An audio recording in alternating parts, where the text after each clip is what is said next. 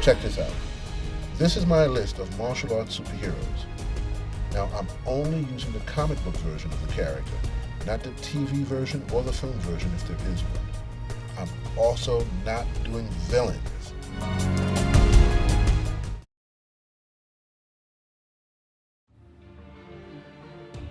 Daredevil, Marvel Comics Group.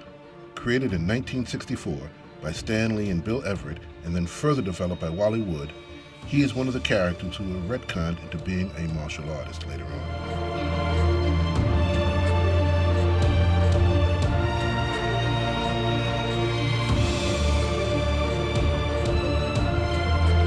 In the 1960s and 70s, Daredevil was a boxer and a gymnast. Combining the two, he was a really good scrapper. He would punch, backflip, kick, throw, or whatever in all of his fights.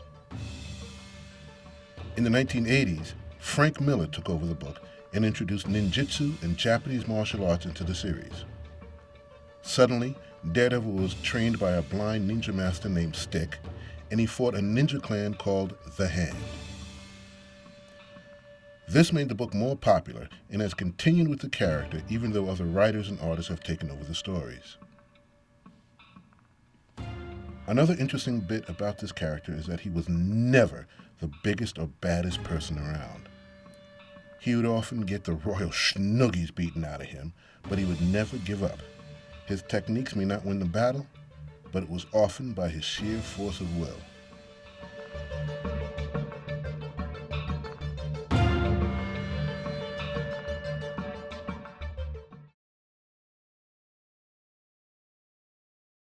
The Badger, Capital, then First Comics.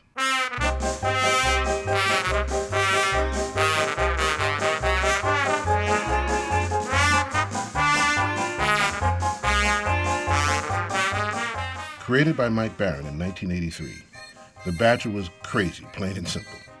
He was a Vietnam vet who suffered from multiple personalities. One of these personalities was a costume martial artist named the Badger, who could talk to animals, and he was also supposed to be a 4th or 5th degree black belt in Shorin karate and other arts. Based in Wisconsin, he rarely fought supervillains. He usually went after folks who mistreated their pets or let their dogs poop on the neighbor's yard. The Badger was certifiably insane. He called everyone Larry, and he imitated Curly of the Three Stooges while fighting. And did I mention that he escaped from the mental institute? The writers and artists tried very hard to make the Badger a real martial artist. They used the name of actual martial arts systems, dropped the names of real martial artists, and used real martial art terms. The problem was that they probably never took an actual martial arts class. So quite often, they said the wrong techniques, or the characters were doing the wrong things. They had the names right, but the techniques weren't quite the right ones. For example, there was a story where the Badger was training in Chinese Kung Fu. Well, all the students were Japanese-style gis, and the teachers were all called sensei.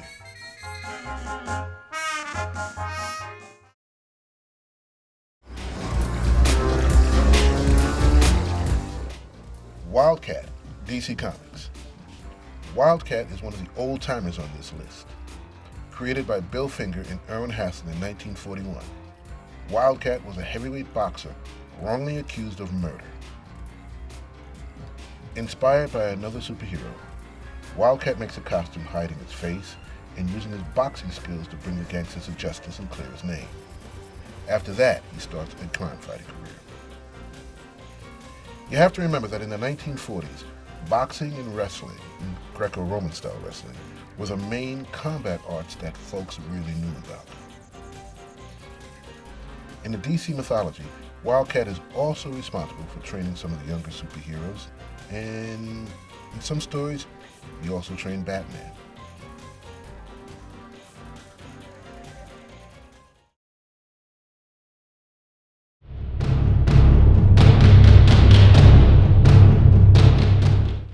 Dick Grayson, Nightwing, Robin, DC Comics.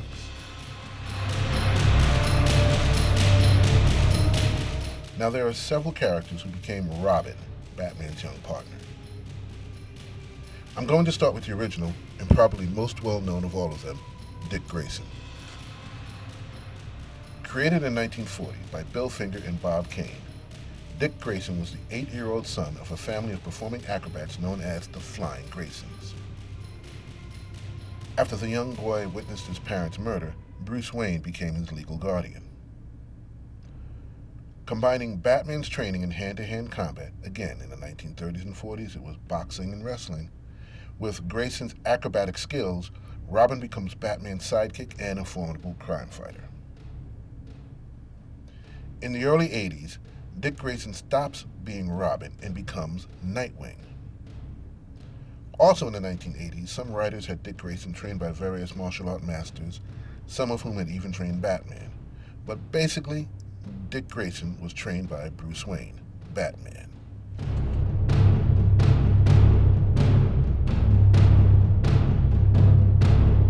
As I said, there are others who have become Robin, such as Jason Todd, Tim Drake, Stephanie Brown, and Carrie Kelly. The current Robin is Damian Wayne, the son of Bruce Wayne and Talia, the daughter of Ra's al Ghul, who was the head of the League of Assassins. The League of Assassins is the most dangerous cult in the DC universe. Think of them as super ninjas. Well, Bruce was unaware that he had a son, so Damian was trained by Talia in the League of Assassins in various forms of martial arts, so he would become the perfect assassin. In any case, Damian now lives with Bruce and is the current Robin. Since he was trained from birth, he is a high-level martial artist and fighter, and he has held his own against Dick Grayson and even Batman.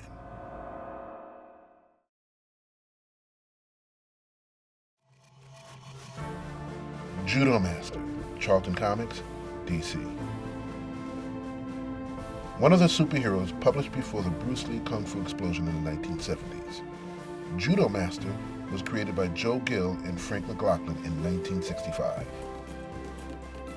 In World War II, Army Sergeant Hadley Rip Jagger and his unit was stationed on an island in the Pacific. While there, he rescues the daughter of the island chief. Grateful, the chief teaches Rip the secret deadly martial arts, basically judo. Jagger then puts on a red and yellow outfit that has the rising sun flag of Japan symbol on it and becomes Judo Master. Honestly, I never understood how Judo Master could fight for the Americans in World War II wearing that outfit. If anything, he would have been branded a traitor. In any case, what was special about that comic book was a one-page insert showing an actual judo technique. After reading these pages, kids swore they knew judo. Since then, the Charlton line has been bought by DC Comics, who has had different people use the Judo Master title, and they've also made alterations to the costume.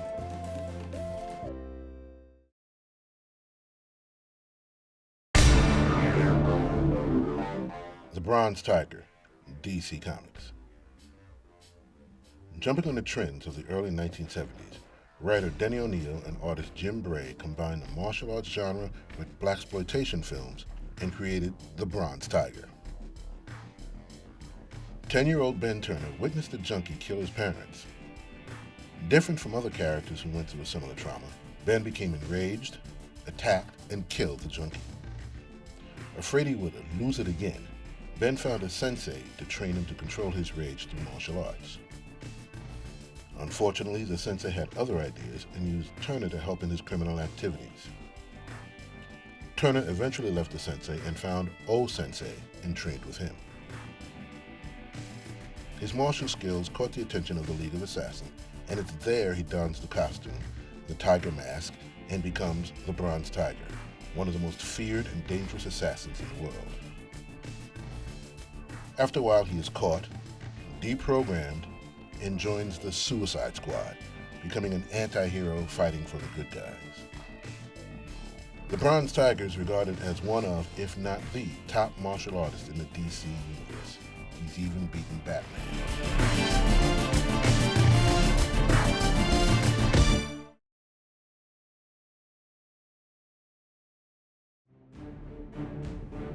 Iron Fist, Marvel Comics Group. Iron Fist is born directly from the Bruce Lee Kung Fu explosion of the 1970s.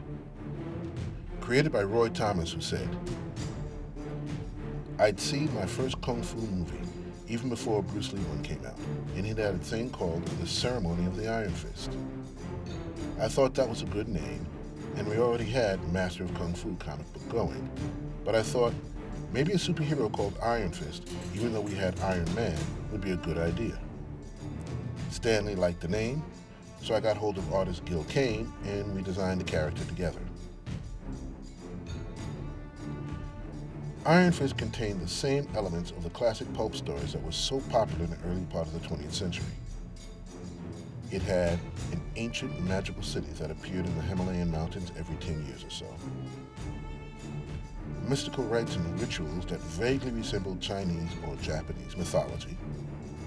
And an orphan was adopted by the leader of the city, who becomes that city's greatest warrior.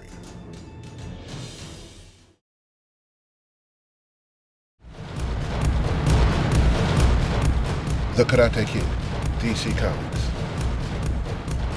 Not to be confused with the character from the movie series, the Karate Kid is another hero that predates the Bruce Lee Kung Fu explosion. He was created in 1966 by Jim Shooter as a member of the 31st century group of teenagers called the Legion of Superheroes.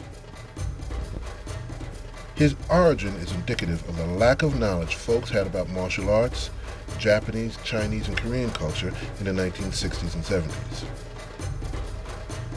Val Armour's father was the top crime lord in Japan. His mother a secret agent. She tried to keep his birth a secret from the crime lord and was killed for her efforts. The crime lord in turn was killed by the sensei, Japan's greatest hero. The sensei adopts Val and trains him in various martial arts. Val becomes so good that he is the youngest person to attain the awesome rank of samurai. You gotta remember, this is comic books in the mid-1960s. This is the same era where if you were caught in the middle of a nuclear or gamma bomb explosion, you could become a giant green super strong monster. Val joins the Legion of Superheroes and partners with such heroes as Lightning Lad, Princess Projecta, Brainiac 5, Pharaoh Lad, Satin Girl, and so on. These young heroes fought crime all over the galaxy.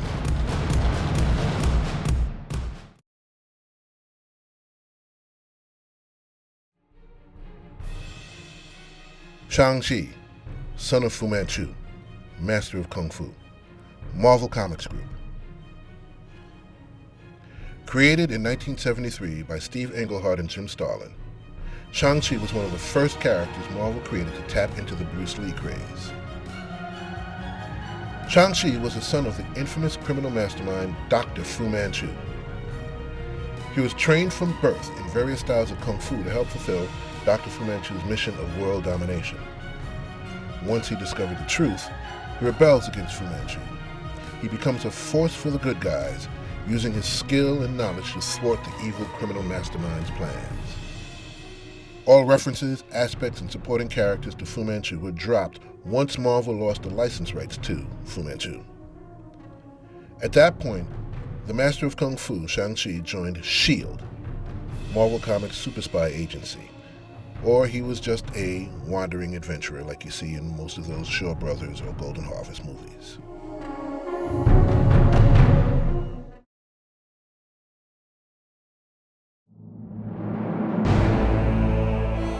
Batman, DC Comics.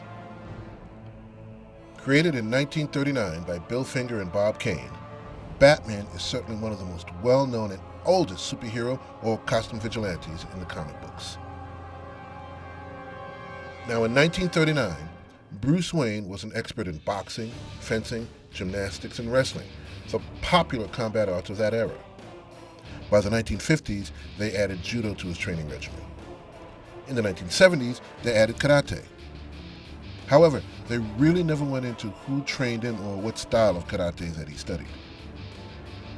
In the 1980s, Frank Miller, who had previously worked on Marvel's Daredevil, ret-conned Batman's origin to include his training in ninjutsu and other arts such as kung fu, taekwondo, and so forth.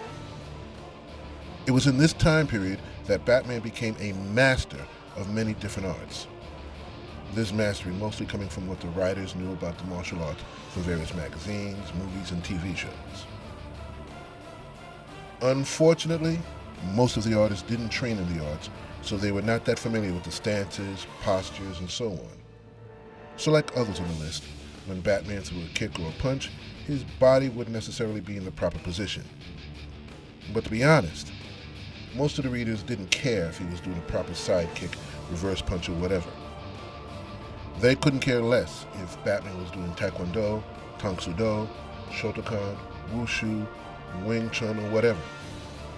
They were happy with Batman whooping some villainous butt and using what I call Bat-jitsu, and sometimes I called it Bat-fu.